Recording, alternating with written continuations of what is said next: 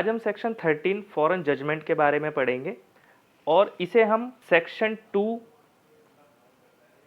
5 और सेक्शन 2, 6 के साथ पढ़ते हैं। सेक्शन 2, 5 में फॉरेन कोर्ट की बात करी गई है और सेक्शन 2, 6 में फॉरेन जजमेंट की बात करी गई है। ये दोनों हम ऑलरेडी डेफिनेशन वाली वीडियो में कवर कर चुके हैं, तो आप वहां से जाके चेकआउट कर सकते हैं। अब देखो, लॉ के अंदर दो वर्ड्स जो हैं बहुत ज़्यादा इंपॉर्टेंट होते हैं। एक होता है मे, एक होता है शैल। जहां पे भी मे वर्ड यूज हो रहा है, इसका मतलब ये है कि कोर्ट की मर्जी है, चाहे तो वो बात माने या ना माने। जहां पे शैल वर्ड यूज हो रहा है, वहां पे कोर्ट के लिए मैंडेटरी है कि वो उस बात को मानेगी ही मानेगी। ठीक है।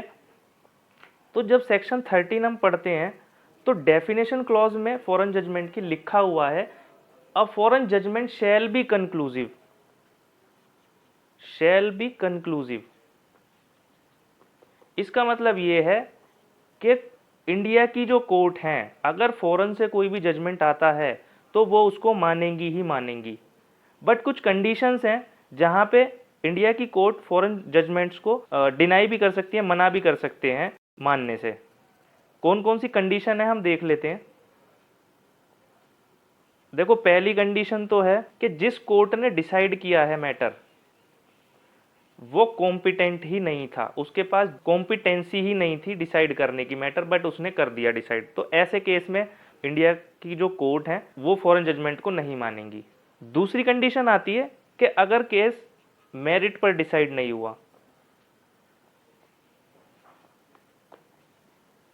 तो भी इंडिया की कोर्ट इस जजमेंट को नहीं मानेगी। तीसरी कंडीशन आती है, अगर इंडिया का कोई लॉ है उसको मानने से मना कर दे फॉरेन कोर्ट और मैटर को डिसाइड कर दे, तो ऐसी कंडीशन में भी फॉरेन जजमेंट इंडिया में लागू नहीं होगा। फोर्थ कंडीशन है, अगर नेचुरल जस्टिस का पालन ना किया हो तो ऐसे केस में भी फॉरेन जजमेंट को नहीं मानेंगे।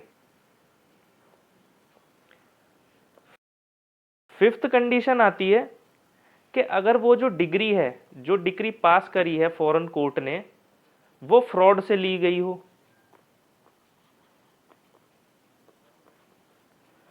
और सिक्स्थ कंडीशन आती है, अगर कोई इंडिया का लॉ है उसको ब्रीच कर दिया तो ऐसे में भी फॉरेन जजमेंट यहां पर लागू नहीं होगा। तो सेक्शन 13 फॉरेन जजमेंट की बात करता है, जिसमें हमने देखा कि फॉरेन जजमेंट को हमारे यहाँ की इंडिया की कोर्ट उसको मानेगी भी और फॉरेन के जितने भी जजमेंट होंगे उन्हें यहाँ पे एग्जीक्यूट भी कराएगी। बट अगर ऐसी 6 कंडीशन पाई जाती हैं तो इंडिया में फॉरेन जजमेंट एग्जीक्यूट नहीं होगा और नहीं माना जाएगा। अब सेक्शन 14 देखते हैं। सेक्शन 14 कुछ नहीं है, जैसे मैंने आपको ऑलरेडी बता दिया कि सेक्शन 13 की पहली लाइन में लिखा हुआ है, a foreign judgement shall be conclusive. तो यहाँ पे सेक्शन 14 में भी दोबारा से लिख दिया है कि जो फॉरेन जजमेंट होंगे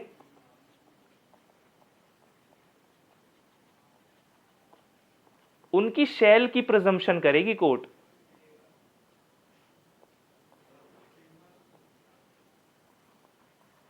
शैल की प्रिजम्पशन लेकर चलेगी जब तक कि ये 6 कंडीशन या कोई ऑब्जेक्शन ना उठा दे इन 6 कंडीशंस में से।